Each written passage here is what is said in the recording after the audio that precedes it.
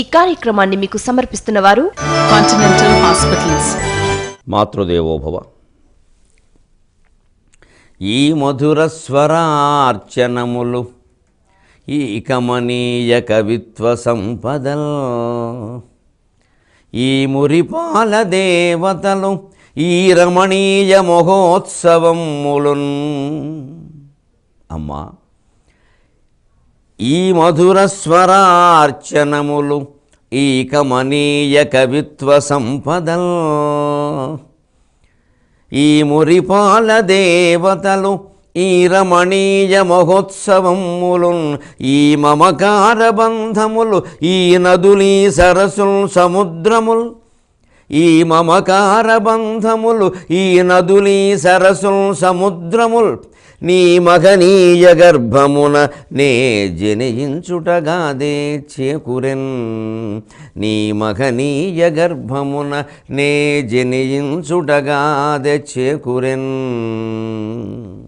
భక్తి టీవీ ప్రేక్షక మహాశయులందరికీ సంక్రాంతి శుభాకాంక్షలు అందజేస్తూ, భోగి, సంక్రాంతి, కనుమ, మొక్కనుమ అనే 4 రకాల పండుగలతో పెద్ద పండుగగా పేరు పొందిన సంక్రాంతి లక్ష్మి వైభవానికి ప్రాచీన ఆధునిక కవుల కవితా స్వరూపంతో మీకు స్వాగతం పలుకుతున్నాం.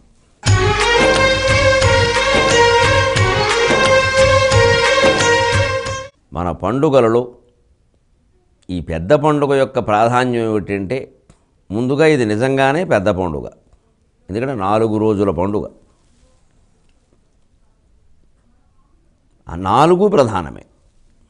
పిండి వంటలు కూడా వేరువేరుగా ఉంటాయి.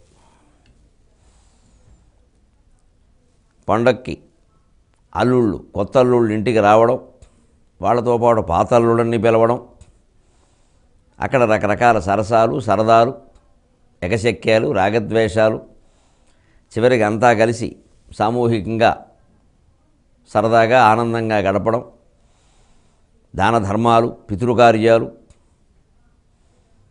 ఒక రకంగా శుభాశుభాలన్నిటికీ ఒక స్మృతి వేదికగా మిగిలినటువంటిది ఈ సంక్రాంతి వైభవం.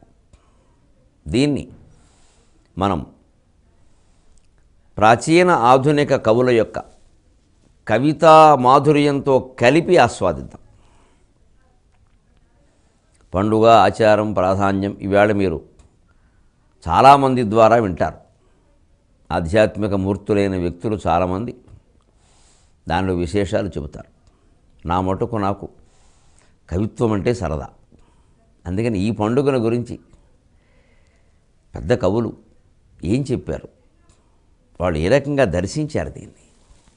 కవయ క్రాంత దర్శినః అంటారు. మనం చూడలేనివి, మనకి తోచనివి ఎన్నో విషయాలు ఒక విశ్వనాథ వారు, ఓ జాషువా, ఓ కరుణశ్రీ, ఓ దేవులపల్లి వారు, ఇలాంటి వారికి తోస్తాయి. మరి వారు ఏం చెప్పారు, దీన్ని వారు ఎలా ఆస్వాదించారు, అది మనం చూద్దాం. ముఖ్యంగా ఇది హేమంత ఋతువు, పుష్యమాసం. మామూలుగా ఉండే మన హిందువుల పండుగలన్నిటికీ తేదీ ఖాయంగా ఉండదు, తిథి ఖాయంగా ఉంటుంది. దీపావళి అంటే ఖచ్చితంగా కార్తీక మాసానికి ముందు అమావాస్య, ఆశ్వయుజ బహుళ అమావాస్య, ఇంకో మరో తిథి నాడు అది రాదు కదా. తేదీలు మారుతుంటాయి. శ్రీరామనవమి అంతే, ఉగాది అంతే. కానీ ఈ సంక్రాంతి పండుగలో విశేషం ఏమిటంటే తేదీ ఖాయం, తిథులు మారుతూ ఉంటాయి. ఎప్పుడు సాధారణంగా జనవరి 14 సంక్రాంతి, 13 భోగి, 15 కనుమ. ఈసారి కొంచెం ఒక్క రవ్వ ముందుకు జరిగింది. కానీ సాధారణంగా అంతే. తిథులు మారుతాయి. మీకు ఈ సంక్రాంతి లేదా ఉత్తరాయణ ఆరంభం పుష్యమాసం మొత్తం మీద ఎప్పుడైనా జరగచ్చు. అంటే దీన్ని పౌష్యలక్ష్మి అంటారు. ఇప్పటికింకా శిశిర ఋతువు ప్రవేశించలేదు. దుప్పటి తీసేయవలసిన పరిస్థితులు ఇంకా రాలేదు. కుంపట్లు, దుప్పట్లు అవసరాలు ఇంకా అలాగే ఉన్నాయి. సంక్రాంతికి సంకల్లో చేతులు ఎట్టుకుంటాం అంటారు. శివరాత్రికి శివశివ అని వెళ్ళిపోతుంది చలి. ఆ ప్రాస కూడా చూడండి. సంక్రాంతి సంకలు, శివరాత్రి శివశివ. ఆ ప్రాస కలిసేలా మాట్లాడతారు గ్రామీణులు. అసలు నిజమైన పండితులు అంటే వాళ్ళు. ఆ నోటి నుంచి వచ్చే మాట ఏ సహజమైనటువంటి పాండిత్యం వారికి ఉందో బమ్మెరపోతనామాచుళ్ళ కానీ ఎంత అనుప్రాసయుక్తంగా వస్తుందంటే మనం ఆశ్చర్యపోతాం. అసలు ఆ సామెతలు అనేటే అదే ఉంటుంది.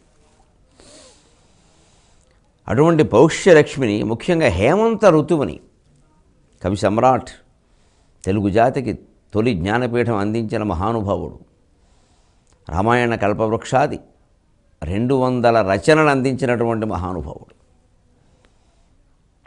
ఆయన తెలుగు ఋతువులు అనేటువంటి ఒక లఘు కావ్యంలో, లఘు కృతిలో వర్ణించారు. హేమంతం అనే శబ్దం హిమ అనే శబ్దం నుంచి కదా, హిమముతో నిండింది హేమంతం. కొత్త సృష్టి, వసువులు, అది వసంతం. అలాగా అసలు ఈ హేమంత ఋతువు చూస్తే మన సంక్రాంతి పండుగ నాటికి మన ఇంటికి ఏదో బలిచక్రవర్తి వస్తారు, శ్రీ మహావిష్ణువు వస్తారు, ఇలా రకరకాలుగా చెబుతాం. కానీ అందరికంటే ముందుగా హిమవత్ పర్వత రాజు తన కుటుంబ పరివార సమేతంగా వచ్చేసాడు మన దగ్గరికి చూసుకుంటున్నాడు. సంక్రాంతికి, భోగికి, కనుమకి ఉండేటువంటి ఆచార సంప్రదాయాల్లో, ఆ లక్ష్మీ కళలో, ఆ వైభవంలో హిమవత్ పర్వతరాజు కుటుంబ పరివార సమేతంగా వచ్చేసాడు చూసుకోండి అంటారు. ఎలాగో చూద్దాం. వేబోక మృగ్గులు వెట్టెడు కన్య ముత్తైదువ మంచుకొండాడు బిడ్డ. వేబోక మృగ్గులు వెట్టెడు కన్నె ముత్తైదువ మంచుకొండాడు బిడ్డ. దూరాన పశువుల తోలు కచను రైతు, దూరాన పశువుల తోలు కచను రైతు, ప్రాళేయగిరి రాజు పాలికాపు. దూరాన పశువులు తోలు కచను రైతు, దూరాన పశువుల తోలు కచను రైతు, ప్రాళేయగిరి రాజు పాలికాపు. క్రొత్తగా పంట పెక్కువ సేయు పురికొప్పు, క్రొత్తగా పంట పెక్కువ సేయు పురికొప్పు, హిమభూమిధర రాజు హేమచూడ. క్రొత్తగా పంట పెక్కువ సేయు పురికొప్పు, హిమభూమిధర రాజు హేమచూడ. తడిపాటి గోడ క్రుమ్మెడు, తడిపాటి గోడ క్రుమ్మెడు, కాడిగలపని గిత్త ఇల్లడమున్న గిరిశునంది. తడిపాటి గోడ క్రుమ్మెడు, కాడి గలపని గిత్త ఇల్లడమందు గిరిశునంది. ప్రపతదాసార గురు తుషారచ్చలమున సపరివారమ్ముగా హిమశైలరాజు వలస వచ్చెను దక్షిణాపథమనంగ నిగిడే ప్రభాతికములు ఆంధ్రనీవృతములా. నిగిడే ప్రభాతికములు ఆంధ్రనీవృతములా. ప్రపతదాసార గురు తుషారచ్చలమున సపరివారంబుగా హిమశైలరాజు వలస వచ్చెను దక్షిణాపథమనంగ నిగిడె ప్రభాతికములు ఆంధ్ర నీవృతములా. నీవృజ్జనపదవు దేశే అనుంది. నీవృత్ శబ్దం, జనపద శబ్దం కూడా దేశము అనే అర్థంలో వాడారు. జానపదులు అనే మాట ఏదో పల్లెటూళ్ళ వాళ్ళు అనే అర్థంలో ప్రచారంలో ఉందిగా, నిజానికి ప్రాచీన కావ్యాల్లోనూ అమరకోశంలోనూ కూడా జనపదం అంటే పట్టణము, దేశము అనే అర్థం ఉంది. పౌరులు, జానపదులు అంటారు. అక్కడ మళ్ళీ కాస్త పౌరులు అంటే పురంలో ఉండేవాళ్ళు, జానపదులు అంటే గ్రామాల్లో ఉండేవాళ్ళు అనే అర్థం వచ్చేలా కనిపిస్తుంది. కానీ జనపద శబ్దాన్ని మొత్తం దేశం అనే అర్థంలో కూడా వాడారు.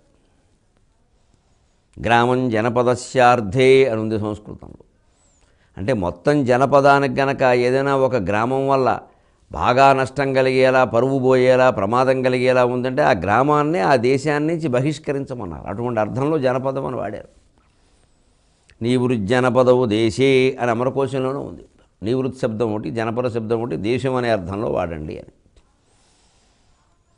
అంచేతను తెలుగునాట పల్లెటూళ్ళు మొత్తం మీద అన్ని ప్రదేశాలు ఎలా ఉంటాయి అంటే, హిమవత్ పర్వతరాజు పుత్రపుత్రికా సమేతంగా వాళ్ళ పాలేళ్ళు, ఇంటి దూడల సమేతంగా ఇక్కడికి వచ్చేసాడేమో.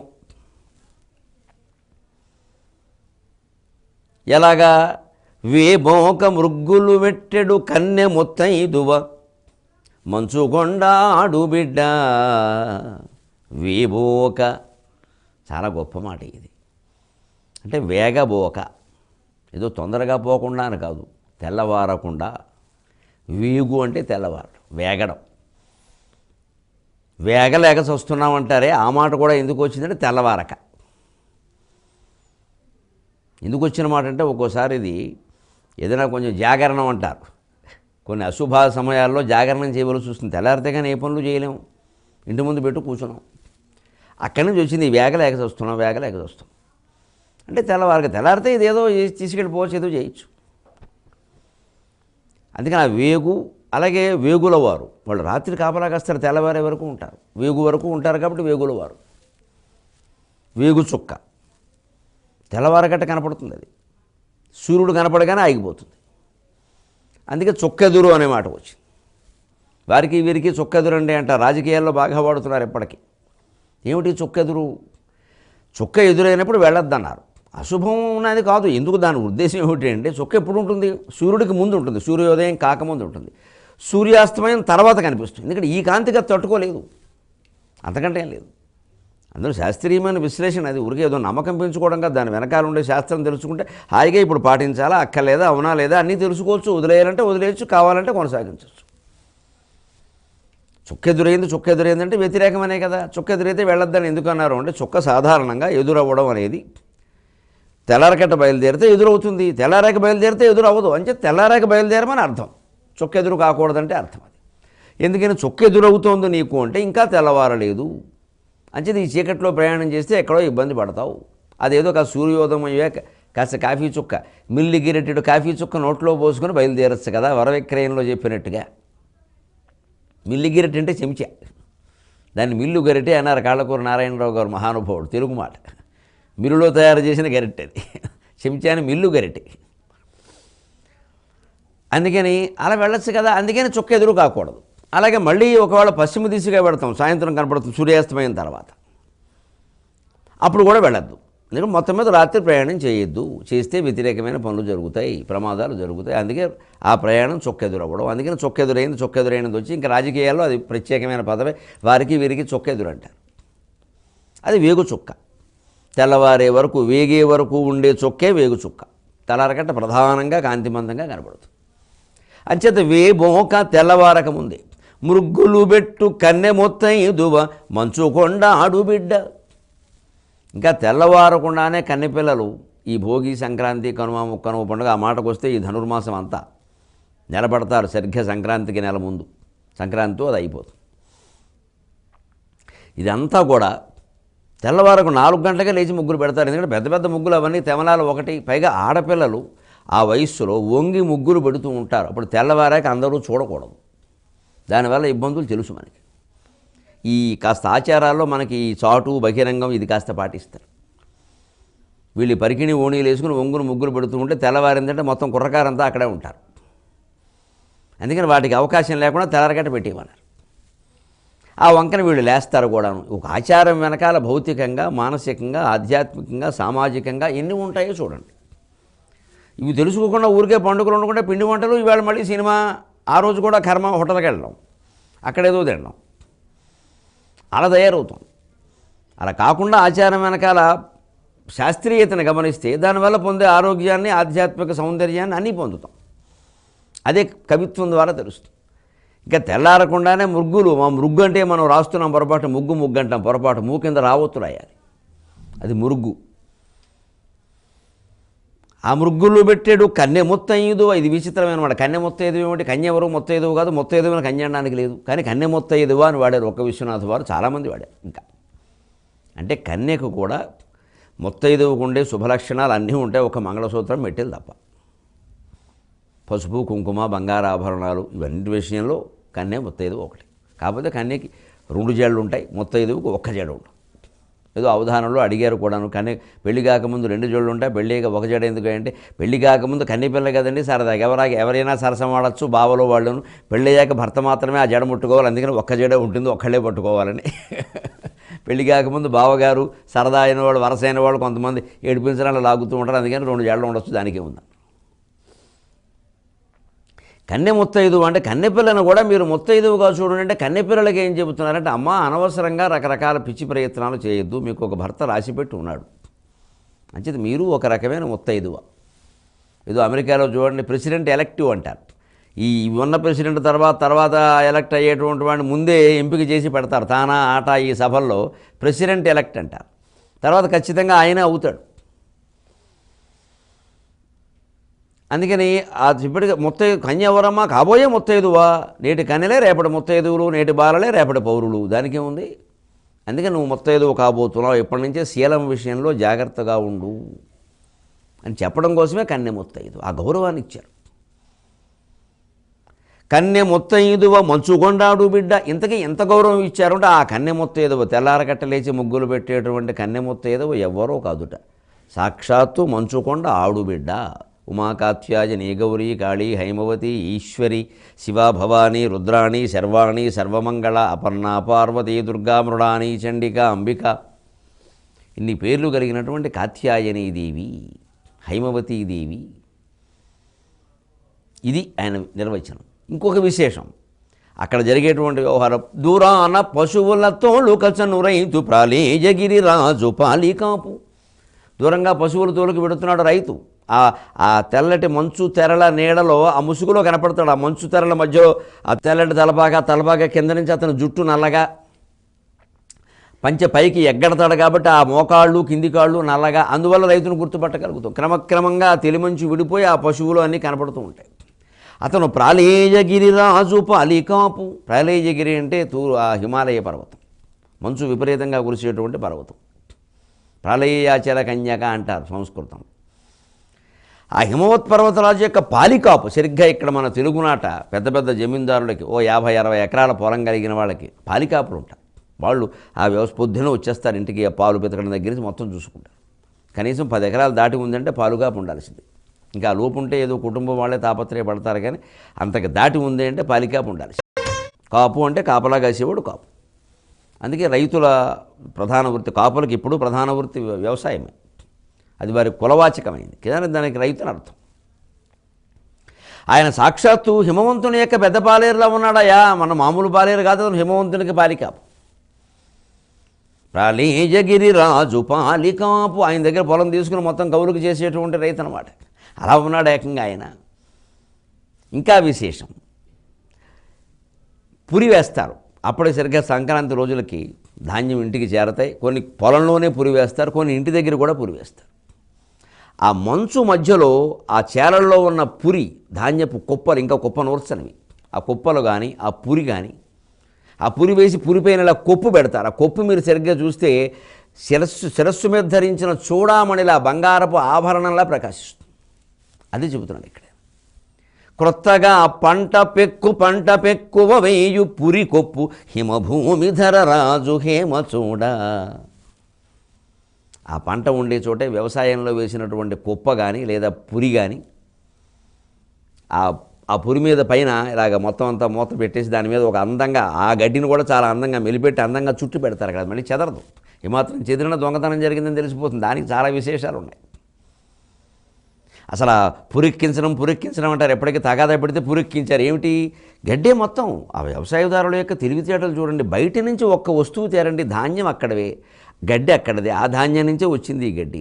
ఆ గడ్డి ఇలా పట్టుకుంటారు, దాంట్లో ఇలా కొంచెం గడ్డి అందిస్తూ ఉంటారు. అందిస్తూ ఉన్న కొద్దీ వీడు ఇలా అలుపుతూ ఉంటాడు. అసలు ఆ పురి తాడు మీకు 100 రకాల కత్తెరలు పెట్టినా కత్తులు పెట్టినా తెగదు. అది రంపం పెట్టి కోసినా రావడం కష్టం. అది అంత గట్టిగా నేస్తారు దాన్ని. ఈ నేర్పంతా కేవలం రైతుల అరచేతుల్లో ఉంది. ఈ అరచేతులే అవనిమాత ఆభరణంబుల్. రైతుల అరచేతులు అవనిమాతకు ఆభరణాలు అవి. అందుకే పొద్దున్నే కరాగ్రే వసతే లక్ష్మి కరమధ్యే సరస్వతి కరమూలే స్థిత గౌరీ ప్రభాతే కరదర్శనం అన్నారు సరిగ్గా. ఈ పొద్దున్నే ఈ చేతులు చూసుకుంటే ఎంత మంచిదంటే, కరాగ్రే వసతే లక్ష్మి, గోళ్లలో లక్ష్మీదేవి ఉంటుంది కానీ గోడు కొరకద్దంటారు. గోడలో లక్ష్మి ఉందంటే అర్థం ఏంటంటే పనంతా చేతులతో చేస్తాం. చేతులతో ప్రధానంగా వేళ్లతో చేస్తాం. వేళ్లలో ప్రధానమైన వేళ్ల కొసలు, అంతేగాని లేవలేము, కూర్చోలేము, ఏది కలపలేము, నలపలేము. అందుకని నీ కష్టపడడం మీదే పరిశ్రమ ఉందని, అంతేగాని ఇక్కడ లక్ష్మీదేవి ఫోటో ఉందని కాదు అర్థం. అక్కడ దీనికి దండ వేసి నీళ్లు పోయకూడదు, అక్కడ వైరస్ పెరుగుతుంది. సంస్కృతిని అత్యున్నతంగా అర్థం చేసుకోవలసిన వాళ్ళం ఒట్టి గుడ్డి నమ్మకం చేసేసాను దాన్ని. గోడ చివరి లక్ష్మీదేవి ఉంటుందంటే అర్థం ఏమిటి? నీ వేళ్ల మీద గోళ్ల మీద నువ్వు పడే శ్రమ మీదే సంపదలన్నీ ఆధారపడి ఉన్నాయి. అంచేత జాగ్రత్త చూసుకో. అక్కడ గోరు పెరిగిందనుకోండి మట్టి పెరుగుతుంది, మట్టి పెరిగిందనుకోండి క్రిమికీటకాలు పెరుగుతాయి, దెబ్బతింటాయి, పని చేయలేవు. అందుకే ఆ లక్ష్మి కరమధ్యే సరస్వతి, మధ్యలో ఎందుకంటే సరస్వతి ఎవరైనా పుస్తకం పట్టుకుంటే ఎలా పట్టుకుంటారు, ఈ మధ్యలో సరిగ్గా పడి ఇలా పట్టుకుంటారు. అందుకని పుస్తకం ఎలా పట్టుకుని చదవరగా పళ్ళెం పట్టుకున్నట్టు పుస్తకం ఎలా పట్టుకుంటారు, సరిగ్గా ఈ మధ్యలోకి వస్తుంది. అందుకని కరమధ్యే సరస్వతి, పుస్తకం ఇలా పట్టుకుని చదువు శ్రద్ధగా చెదిరిపోకుండా ఉంటుంది. కరమూలే స్థిత గౌరీ, గౌరీదేవి సౌభాగ్యానికి శక్తికి చిహ్నం. కరమూలే కింద పడ్డాం, లేచామంటే దేని మీద లేస్తాం, వేళ్ళ మీద అనుకోం, వేళ్ళు విరిగిపోతాయి, మధ్యలో అనుకోం, సరిగ్గా కింద అనుకుంటాం, ఇలా అరిచేయి ఇలా అనుకుని లేస్తాం.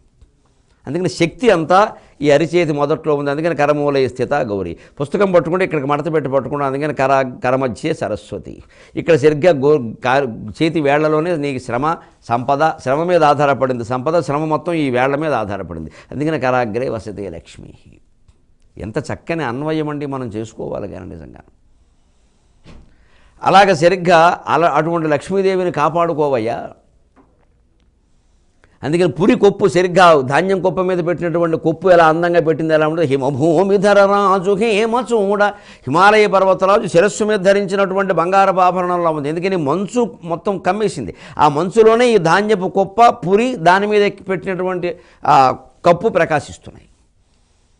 అందుకని పురి ఎక్కించడం అంటారు చూడండి. మీకు ఈ గడ్డి ఇలా పెడుతూ ఉంటాయి, ఎక్కిన కొద్దీ ఈ పురి ధాన్యం గడ్డి ఎక్కించిన కొద్దీ తాడు పెరుగుతూ ఉంటుంది. అలాగా వీడు చెప్పుడు మాటలు ఎలా చెబుతున్న కొద్దీ వాడికి కోపం ఎక్కువవుతూ ఉంటుంది వాడి మీద. అసలు వాడు కొంచెం ఏదో కోపంగా ఉన్నాడు, వచ్చిన వాడి దగ్గర ఎవరి దగ్గర అంటాడు, ఆయన చూడరా ఎలా అన్నాడు అంటాడు తిన్నగా ఉండదు. అసలు మన బాధ వాడికి చెప్పడం ఎందుకు, నువ్వు వీడిది బలహీనత. చెప్పగానే వాడే అసలు మీకు ఏం తెలుసండి, మొన్న ఏమన్నాడు మీ గురించి, ఇదే పురెక్కించడం అండి. ఇంకాస్త గడ్డి పెంచాడు అనమాట పురెక్కించడం. అవునా, నేను మంచివాడు అనుకుంటున్నారా, నేను మీకు ఎందుకు చెప్పడం బాగుండదు, మీ బావమరిది కదా అని ఊరుకున్నామండి మేము. మరి అది మారి పెడతాడు ఇక్కడ. ఇక మొత్తం భాష మారిపోయింది, బావమరిది మీద ద్వేషం వచ్చింది. తమ్ముడు మిత్రుడు ఏదైనా కావచ్చు, ఇదే పురెక్కించడం, ఇంకాస్త గడ్డి కూరడం అనమాట. పై ఇందులో గమనించండి, సామెతలో గొప్ప, ఇది కూరేదంతా గడ్డే, ఇది నిజం కాదని.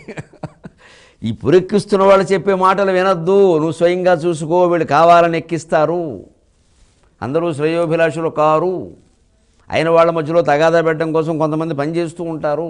ఈ జాతీయాలు చొక్కెదురు ఉప్పు ఎక్కించడం ఇవి పట్టించుకుంటే ఎంత గొప్ప విషయం అండి, జీవితం అంతా వాటిలో ఉంది.